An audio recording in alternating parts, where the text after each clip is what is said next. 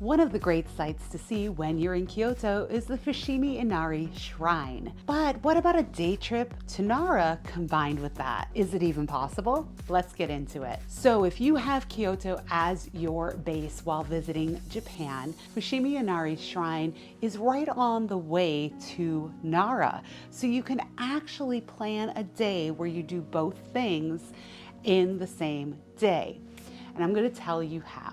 So you're going to want to start really early, specifically for Fushimi Inari Shrine. It gets very busy. This is the shrine with the thousands of torii gates going up the mountain that are Instagrammable shots that people are coming to, get their money shot and everything. So you want to get there super early to avoid the crowds as much as possible.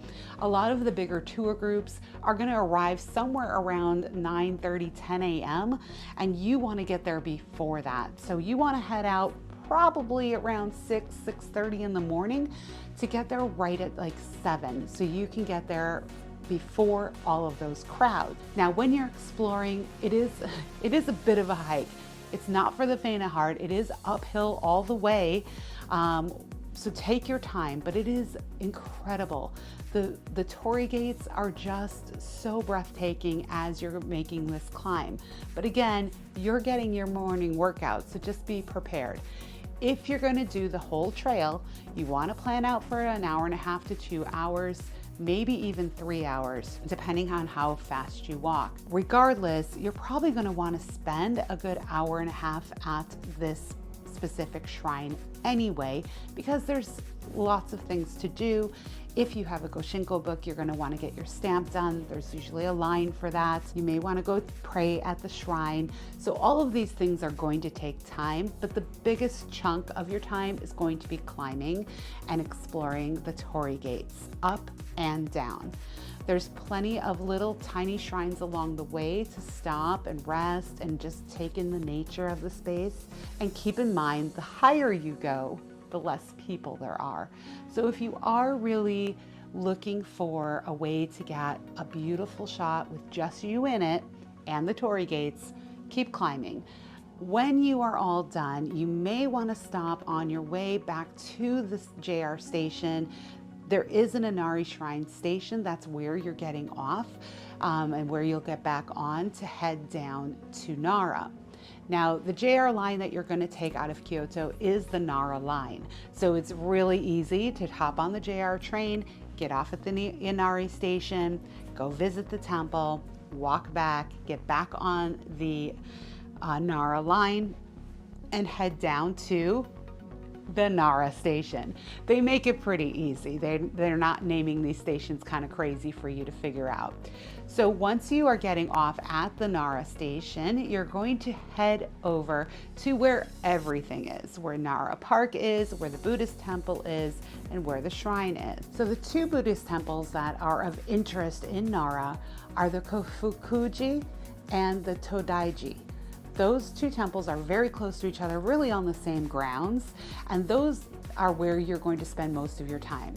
Todaiji is the more popular of the two and is the one that you're going to wait in line the longest, but it is the largest wooden structure and oldest wooden structure, I believe, in Japan. Now, it may have been replaced since then, but it is a massive temple. It's going to take you time to get through, both because of the tourists and because of just the mere and sheer size.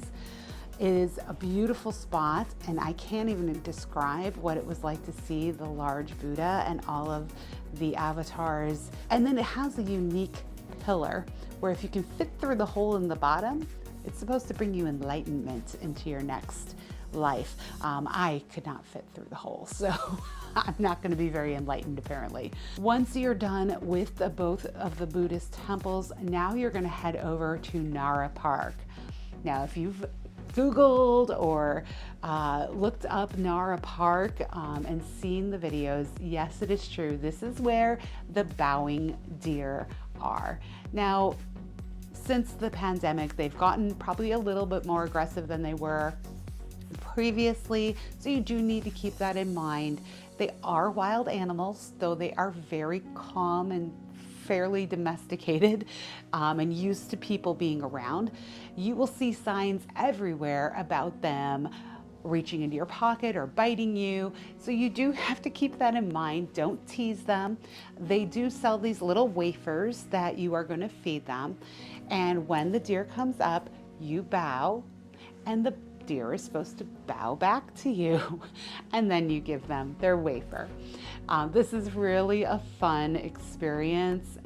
There again, we had some of them kind of chase us around a little bit, but for the most part, they were very friendly, very docile, and they're everywhere, literally everywhere.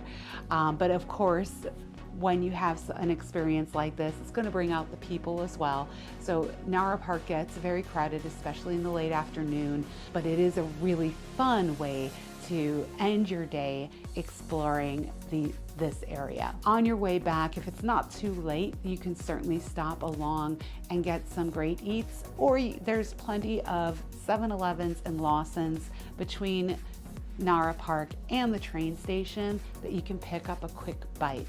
Just remember, don't eat and walk.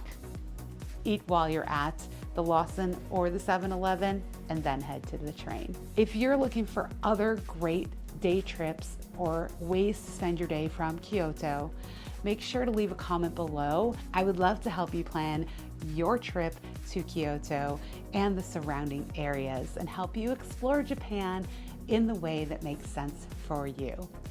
Thanks for watching. I'm Michelle with the Traveling Cheesehead, and until next time, travel safe. Where are we going next? Let's go.